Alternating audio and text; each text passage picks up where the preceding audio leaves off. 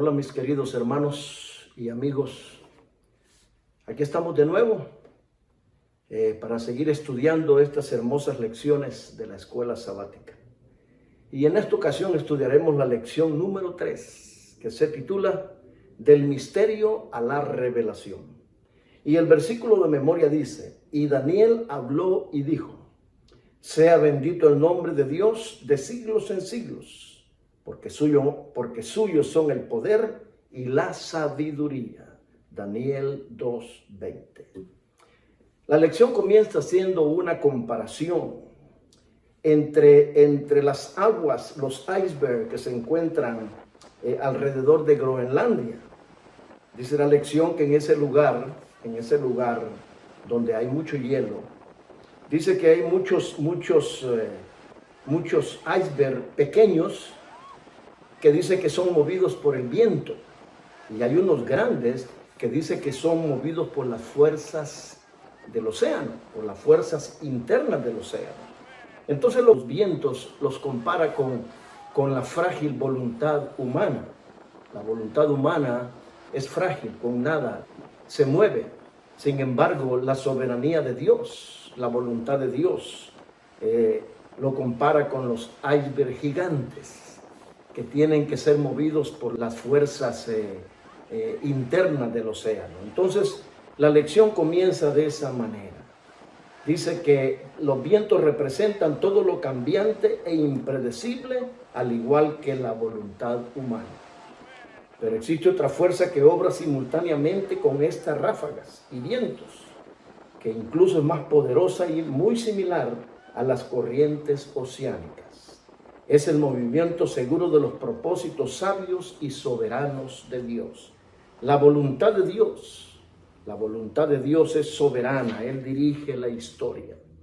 Pero entonces la lección comienza hablando de la inmanencia de Dios. ¿Qué quiere decir inmanencia? Y claro, como son palabras raras, yo tuve que buscarlo, y dice que la inmanencia de Dios quiere decir que todo se origina en Dios, que todo depende de Dios, que no hay nada que no esté sujeto a la voluntad de Dios. Dios es todo y está en todos y por todo. Eso significa inmanencia. Dios es único, Dios es el creador y nada hay semejante a Él. Ese es el Dios que nosotros conocemos. Pero comienza la lección hablando en el capítulo 2 de Daniel. Dice que en el segundo año del reinado de Nabucodonosor, tuvo Nabucodonosor sueños y se perturbó su espíritu y se le fue el sueño. Y dice: hizo llamar el rey a magos, astrólogos, encantadores y caldeos para que le explicasen sus sueños. Vinieron pues y se presentaron delante del rey. Y el rey les dijo: he tenido un sueño y mi espíritu se ha turbado por saber el sueño. Entonces los caldeos le dijeron en lengua aramea: rey, para siempre vive, di el sueño a tus siervos y te mostraremos la interpretación. Qué interesante, ¿no? El rey había soñado algo. Dice la palabra de Dios que él se acostó preocupado qué sería del futuro. Entonces Dios le mostró un sueño, pero el sueño se le había ido. Entonces el rey llama a sus magos, a sus astrólogos, a sus adivinos, y él les pide de que le digan qué fue lo que él soñó. Y eso pues era sumamente imposible. Entonces le dijo: muéstranos el sueño, rey, y te daremos la interpretación. Entonces le dijo el rey: el asunto lo olvidé. Si no me mostráis el sueño y su interpretación, seréis hechos pedazos y vuestras casas serán convertidas en muladares. Y si me mostráis el sueño y su interpretación, recibiréis de mí dones y favores y gran honra. Decidme pues el sueño y su interpretación. Entonces los magos y los caldeos le dijeron: Señor, jamás nadie ha pedido tal cosa. Necesitamos que nos digas el sueño. Dice: para que nosotros te demos la interpretación. No hay hombre sobre la tierra, Dijeron que pueda hacer semejante cosa. A no ser, dice, por el Espíritu, salvo los dioses cuya morada no es con la carne. Los magos sabían de que solamente un poder sobrenatural podía hacer esto que el rey estaba pidiendo. Entonces el rey, con ira, mandó con gran enojo que matasen a todos los sabios de Babilonia. Y se publicó el decreto. Entonces Daniel habló sabiamente, porque también a Daniel y a sus amigos los iban a matar, porque ellos ya eran parte del círculo de los sabios de Babilonia, porque en ese tiempo ya habían terminado los 3 años de carrera. Entonces Daniel vino y se acercó al rey de la guardia y le dijo: mira, no mates a los sabios, no los mates. Dice, déjame entrar al rey, le voy a pedir tiempo para poder hacer lo que el rey quiere, decirle el sueño y decirle la interpretación. Daniel entró y pidió al rey que le diese tiempo y que él mostraría la interpretación al rey. Entonces Daniel se fue para su casa y se fue a hablar con sus amigos, con los 3 hebreos, compañeros de él. Entonces va él y les dice: miren, así está la situación. Y les cuenta lo que el rey está pidiendo. Y ningún mago, y en Babilonia estaban los mejores magos, los mejores adivinos, los que interpretaban los sueños, pero no había uno que pudiera decirle al rey lo que había soñado. Entonces viene Daniel y se va con sus compañeros y les cuenta el asunto. Entonces por eso dice que en el mundo antiguo los sueños eran cosa seria en aquel tiempo.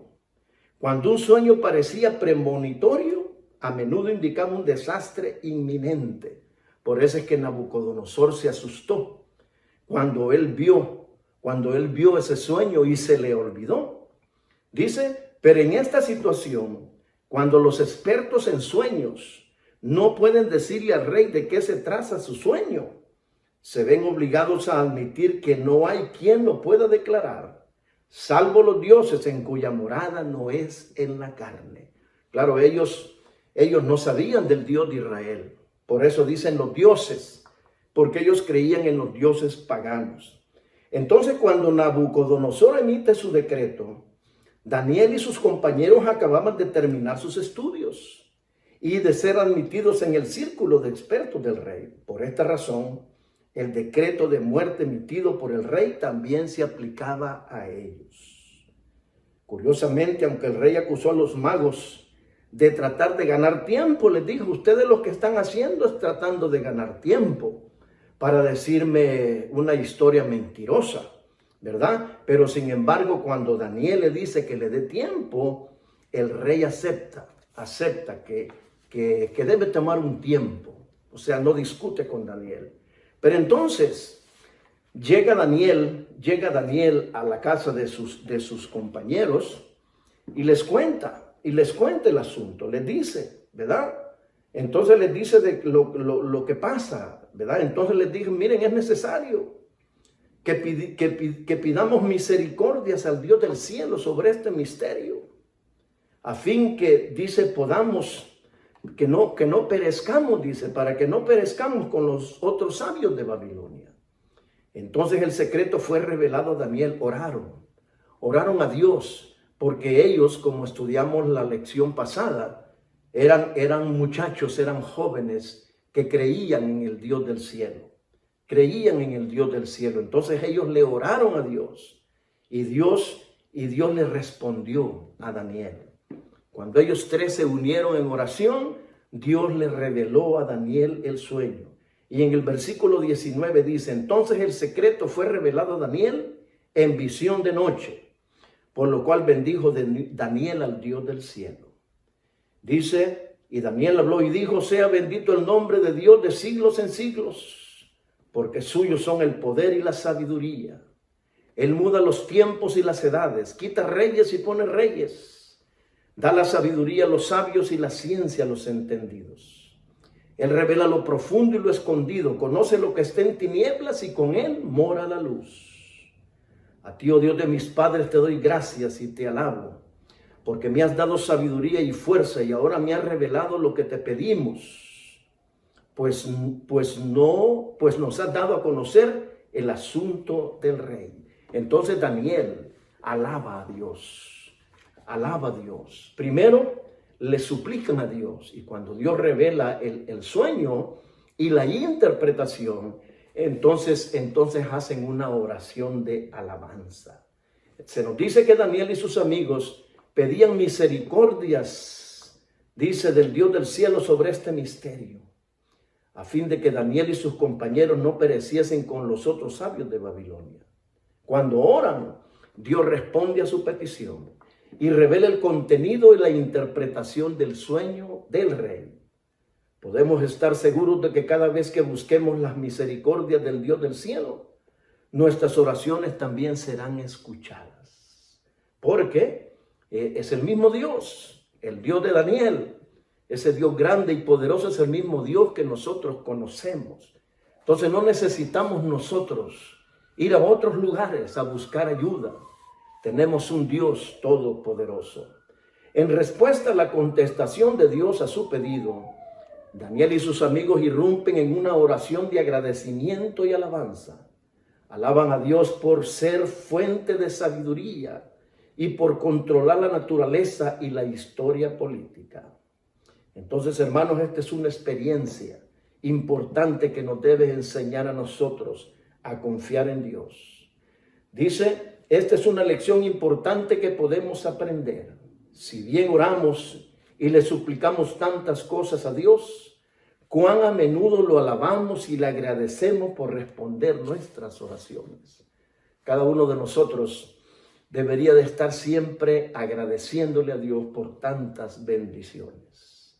La experiencia de Jesús con los 10 leprosos nos brinda una ilustración adecuada de la ingratitud humana. De 10 que habían sido sanados, solo uno regresa para dar gloria a Dios. Los seres humanos somos desagradecidos. O sea, Dios nos ha mostrado tantas cosas. En el caso, puedo comenzar con mi persona. Dios me ha bendecido tanto a mí, pero de repente hay una lucha entre el bien y el mal. Los seres humanos somos desagradecidos. Entonces dice que el Salmo 138 dice que debemos de alabar a Dios por su misericordia, por su fidelidad, porque responde a nuestras oraciones, porque fortalece con vigor. Y esto es importante, Dios atiende al humilde y al altivo mira de lejos. Mire qué interesante esto. Salmo 138 dice que Dios atiende al humilde y al altivo lo mira de lejos. Cuidadito con eso. Cuidadito, dice que Dios ensalza al humilde, lo enaltece, pero al altivo de ojos, pues, lo mira de lejos. Dice, y nos protege contra los enemigos, y su diestra salva. Por eso hay que alabar a Dios siempre y agradecerle. Pero ahora entramos a lo que el rey soñó. El rey tuvo un sueño. Y de ahí del versículo 24 al 30, dice, después de esto fue Daniel a Arioc, al cual el rey había puesto para matar a los sabios de Babilonia, y le dijo, no mates a los sabios de Babilonia, llévame a la presencia del rey y yo le mostraré la interpretación. Entonces Arioc llegó prontamente a Daniel ante el rey y le dijo, he hallado un varón de los deportados de Judá, el cual dará al rey la interpretación. Respondió el rey y dijo a Daniel, al cual llamaban Belsasar, porque le habían cambiado el nombre.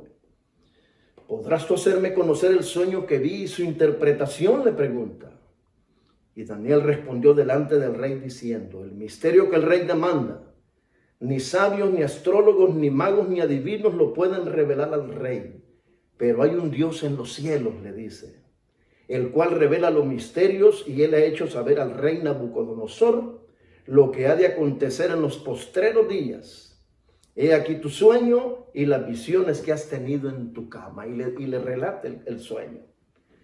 Dice, estando tú, oh rey, en tu cama, dice, te vinieron pensamientos por saber lo que había de ser en lo porvenir. Y el que revela los misterios te mostró lo que ha de ser. A mí me ha sido revelado este misterio. Es humilde Daniel. No porque en mí haya más sabiduría que en todos los vivientes, sino para que se dé a conocer al rey la interpretación y para que entiendan los pensamientos de tu corazón. Y le revela el sueño. Tú, oh rey, veías una gran imagen. Esta imagen era muy grande, cuya gloria era muy sublime. Estaba en pie delante de ti y su aspecto era terrible.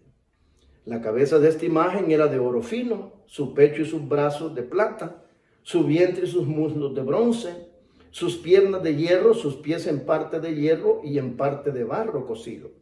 Estabas mirando, le dice, hasta que una piedra fue cortada, no con mano, e hirió a la imagen en sus pies de hierro y de barro cocido y lo desmenuzó.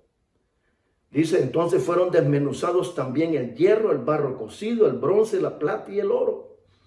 Y fueron, dice, como tamo de las eras del verano y se lo llevó el viento, sin que de ellos quedara rastro alguno. Mas la piedra que hirió la imagen fue hecha un gran monte que llenó toda la tierra. Le revela el sueño. Esto soñaste, rey.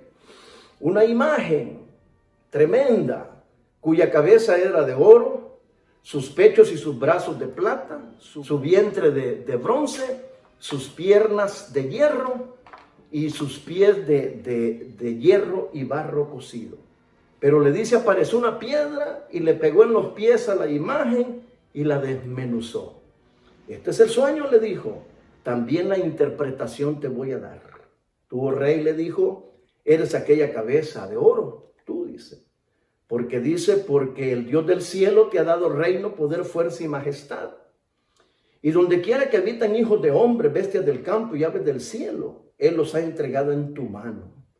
Y te ha dado el dominio sobre todo. Tú eres aquella cabeza de oro, le dice. Dice, pero después de ti se levantará otro reino inferior a ti. Y luego un tercer reino de bronce, el cual dominará sobre toda la tierra. Y el cuarto reino será fuerte como hierro, y como el hierro desmenuza y rompe todas las cosas, desmenuzará y quebrantará todo. Y lo que viste de los pies y los dedos, en parte de barro cocido de alfarero y en parte de hierro, será un reino dividido, mas habrá en él algo de la fuerza del hierro, así como viste hierro mezclado con barro cocido. Dice, y por ser los dedos de los pies en parte de hierro y en parte de barro cocido, el reino será en parte fuerte y en parte frágil. Así es que le dice, y en los días de sus reyes, dice, el Dios del cielo levantará un reino, dice que permanecerá para siempre. Entonces, le da el sueño y le da la interpretación. Entonces el rey, al darse cuenta de esto, claro, él se da cuenta de que nadie le podía decir su sueño. Y si los magos le hubieran dicho el sueño, pues él hubiera confiado en ellos en la interpretación. Pero ellos no pudieron decirle el sueño. Entonces, hay un Dios en los cielos, le dijo, que revela los misterios. Y Jesús dice en San Juan 15:5, separados de mí, nada podéis hacer. Entonces Dios, hermanos, le muestra al rey. Entonces, claro, el rey era el reino de Babilonia, era un reino poderoso. Pero cuando el rey escucha que otro reino lo va a suceder, pues eso lo pone en qué pensar. Dice, antes de informar el contenido del sueño y su interpretación, Daniel menciona los pensamientos no expresados y las preocupaciones del rey cuando éste estaba desvelado en la cama. Le dice, esta información circunstancial enfatiza aún más la credibilidad del mensaje, porque solo el rey conoce esa información y Daniel necesariamente le llevó a través de un poder sobrenatural. Nadie había hecho eso.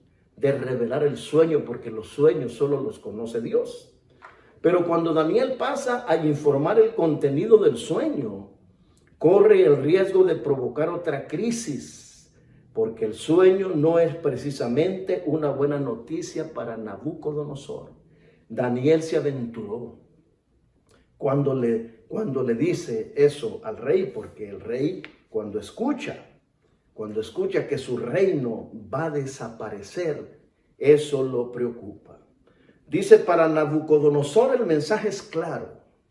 Babilonia con toda su fuerza y gloria desaparecerá y será reemplazada por otro reino. Dice, al que le seguirán otros hasta que un reino de una naturaleza completamente diferente los reemplace a todos. El reino eterno de Dios que durará para siempre. La piedra que le pega a la imagen en los pies y la desbarata y se acaba. Dice que esa piedra representa a la segunda venida de Cristo. Que cuando Jesús venga, dice que esa piedra se va a convertir en el reino eterno de Dios. Claro, para Nabucodonosor escuchar eso era realmente algo nuevo. Pero entonces viene la segunda parte de la imagen.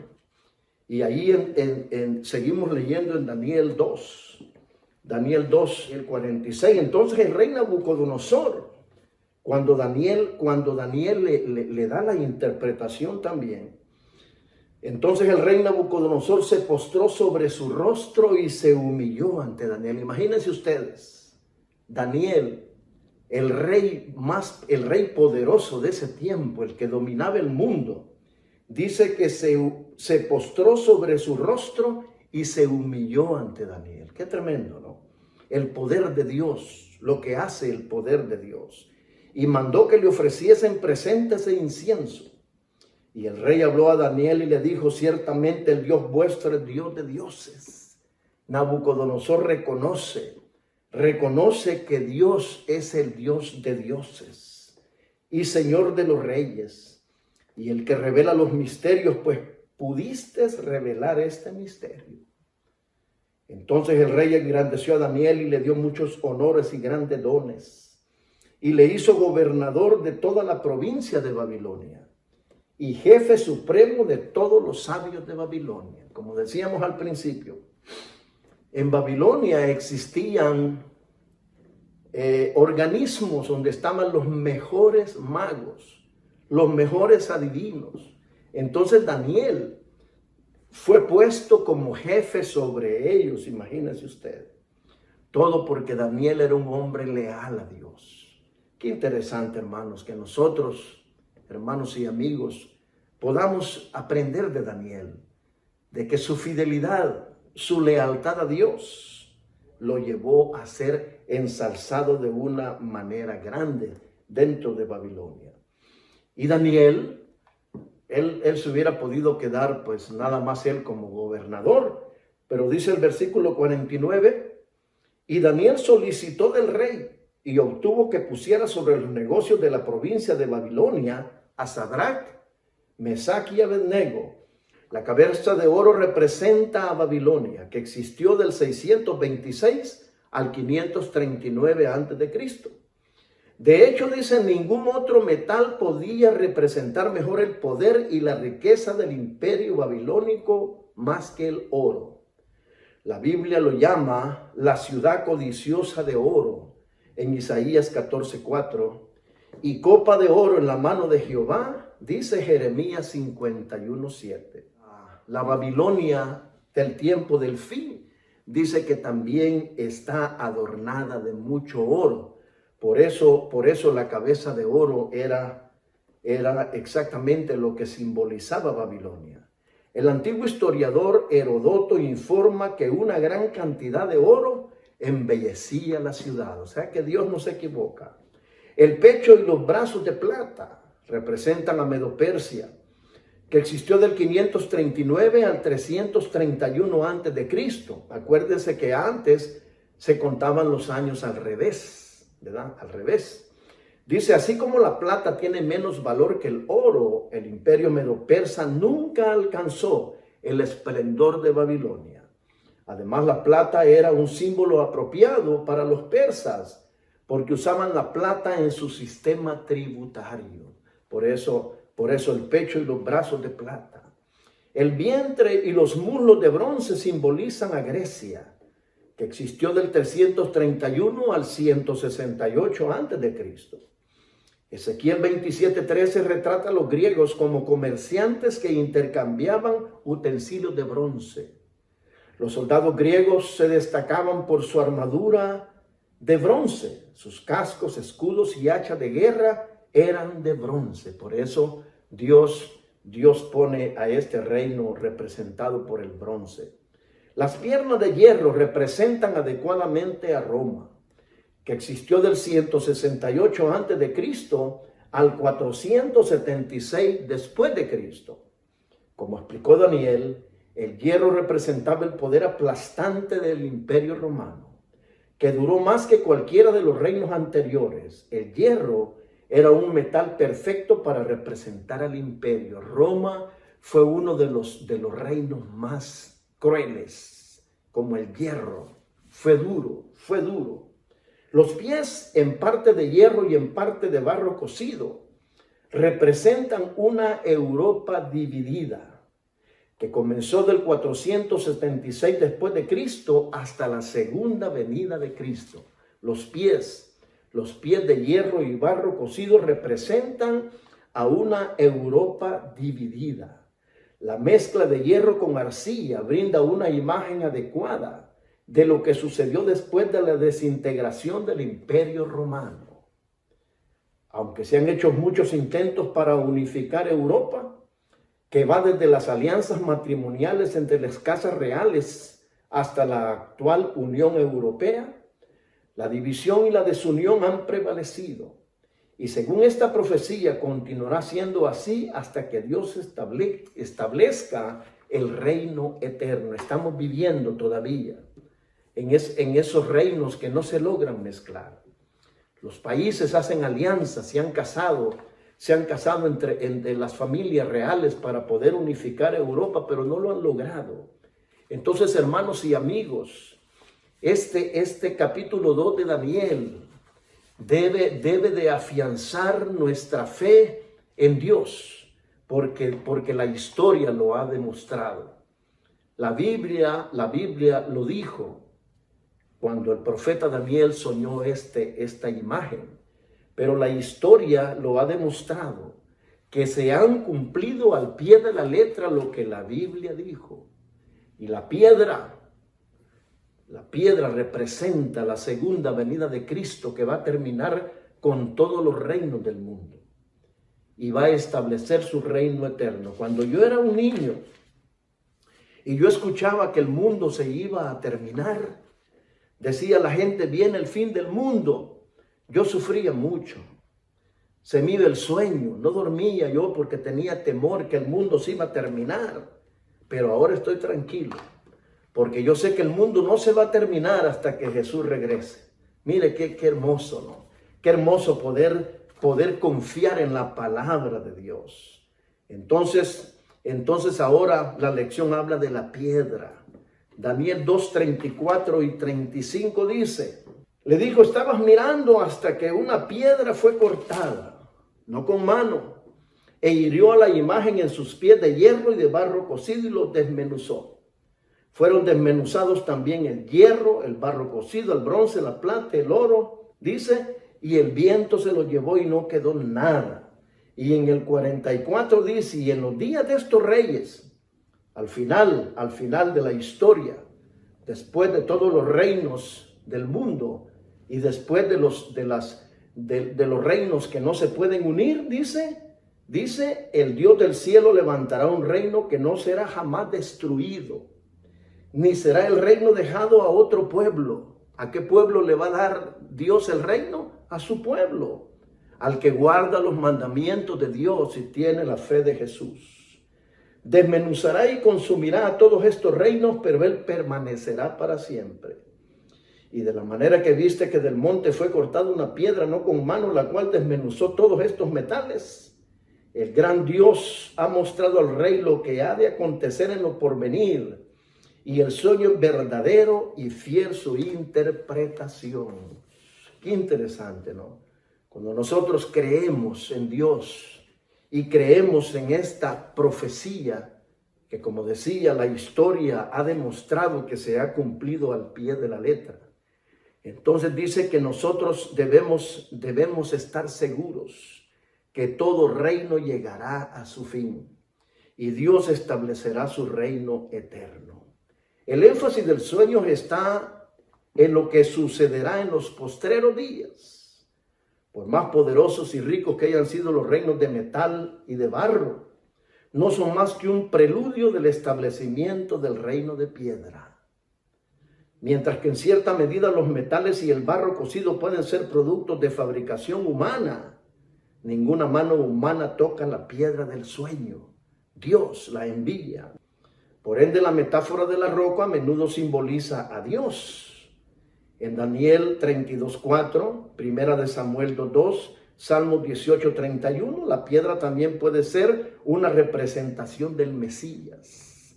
La piedra representa a Dios y representa al Mesías. Salmo 118:22 y Primera de Pedro 2:4 y 7. Por consiguiente, no hay nada más apropiado que la figura de una piedra para simbolizar el establecimiento del reino eterno de Dios. Algunos sostienen que el reino de piedra se creó durante el ministerio terrenal de Jesús y que la propagación del evangelio es una indicación de que el reino de Dios se ha apoderado del mundo entero. Sin embargo, el reino de piedra comienza a existir recién después de que los 4 reinos principales hayan caído y la historia humana haya llegado al momento de los reinos divididos, representados por los pies y los dedos de los pies de la imagen. Este hecho descarta el cumplimiento durante el siglo I, porque el ministerio terrenal de Jesús tuvo lugar durante la hegemonía de Roma, el 4º reino. Jesús vino en el tiempo de Roma, en el 4º reino.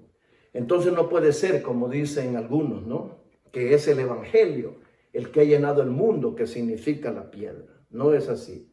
La piedra da lugar a un monte, es decir, la piedra que hirió la imagen fue hecha un gran monte que llenó toda la tierra. Un monte así nos recuerda al monte Sión, el lugar donde se encontraba el templo. La representación concreta del reino terrenal de Dios en la época del Antiguo Testamento. Sión, el monte de Sión. Entonces, curiosamente, la piedra cortada del monte se convierte en un monte en sí mismo. Este monte, según el texto, ya existe. Lo más probable es que señale a la Sión celestial. El reino eterno durará para siempre. Y entonces, hermanos, qué interesante, ¿no? Es revelador observar que la imagen de Daniel está hecha de oro y plata, que son metales relacionados con el poder económico. Está hecha de bronce y hierro, que se utilizaba para herramientas y armas, y de cerámica, que en el mundo antiguo se utilizaba con fines literarios y domésticos. O sea, la imagen representa de alguna manera las cosas que existen en el mundo. Por eso Dios le mostró a Nabucodonosor. Dice, los babilonios les prestaban mucha atención a los sueños. Recopilaron una gran colección de libros que presentaban los métodos precisos para la interpretación de los sueños. Los babilonios también formaron un organismo de expertos en la interpretación de sueños. Como señala un comentarista, en el antiguo cercano oriente, los adivinos eran los líderes académicos y religiosos de la época, pero esos no pudieron revelar el sueño. Los expertos no pudieron. Ningún experto podía descifrar el sueño, porque el rey no podía recordarlo. Pero si los expertos babilónicos eran capaces de relatarle el sueño al rey, él sabría que podía confiar en su interpretación. Así que, frustrado por la incapacidad de los expertos babilónicos para decirle cuál era su sueño, el rey ordenó matar a todos. Qué tremendo, eran crueles los reyes de aquel tiempo. Dice el espíritu de profecía en Profetas y Reyes 367 y 368. Babilonia fue quebrantada. Desapareció porque en tiempos de prosperidad sus gobernantes se habían considerado independientes de Dios y habían atribuido la gloria de su reino a las hazañas humanas. El reino Medo-Persia fue objeto de la ira del cielo porque en él se pisoteaba la ley de Dios. El temor de Jehová no tenía cabida en el corazón de la vasta mayoría del pueblo. Prevalecían la impiedad, la blasfemia y la corrupción. Los reinos que siguieron fueron aún más viles y corruptos y se fueron hundiendo cada vez más en su falta de valor moral. Igual que ahora, el tiempo antiguo, lo único que han cambiado han sido los protagonistas, pero es lo mismo. En la actualidad existe lo mismo que existía en aquel tiempo. En el sueño Dios le mostró una imagen conocida al rey. Las enormes imágenes eran famosas en el mundo antiguo, pero generalmente representaban a dioses. Además, el uso de metales para representar diferentes épocas históricas. Al menos ya se conocía un siglo antes de Nabucodonosor, como en el caso de Hesíodo, 700 años antes de Cristo. Por eso pareciera que el Señor utilizó algunas imágenes con las que el rey ya estaba familiarizado para transmitir un mensaje totalmente desconocido para él. Entonces, hermanos, es la piedra que rompe la estatua y se convierte en un monte que llena la tierra. Así es de que, hermanos, es interesante cómo Dios se ha revelado. Lamentablemente, habiendo tantas interpretaciones de la palabra de Dios, ¿verdad? Nosotros debemos de darle gracias a Dios por la luz que Dios nos ha dado. Porque en otras religiones ni siquiera estudian el libro de Daniel. Solamente es la iglesia adventista del séptimo día la que le da mucha importancia al libro de Daniel y al libro de Apocalipsis. Y termina la lección diciendo, ¿de qué manera el mensaje transmitido por el sueño me ayuda a vivir mi vida cristiana con esperanza? Qué interesante, ¿no? El mensaje de Daniel en el capítulo 2, hermanos, debe de llenar nuestra vida de esperanza, porque el mundo no se va a acabar cuando el hombre quiera. El mundo no se va a acabar por accidente, porque va a venir algo y va a destruir la tierra. No, el mundo se va a acabar cuando Jesucristo regrese por segunda vez. Y cuando el Señor regrese, Él vendrá a establecer su reino eterno. Entonces eso debe de ayudarnos a nosotros a vivir confiados en Dios y en su palabra. De nuevo les pedimos que se suscriban a este canal y le den like si les ha gustado este video. Y que el Señor, mis queridos hermanos, donde quiera que se encuentren, que el Señor les siga bendiciendo y que este mensaje de Daniel nos ayude a mantenernos firmes, a mantenernos fieles hasta que el Señor aparezca por segunda vez. Y también a mis amigos, también les invito que se acerquen a una iglesia adventista del séptimo día. Si usted vive cerca de una iglesia adventista del séptimo día, mi querido amigo, acérquese por curiosidad y usted va a encontrar allí la verdad de la palabra de Dios. Que el Señor me lo bendiga. Oremos. Amado Dios y Padre nuestro que moras en los cielos, gracias de nuevo, Señor, por permitirme presentar esta lección. Permite, Señor, que lo que hayamos estudiado pueda llenar nuestros corazones y pueda llenarnos de esperanza hasta tu segunda venida. Perdona, Señor, nuestros pecados. Lo rogamos en el nombre de Jesús. Amén. Más un dulce amigo te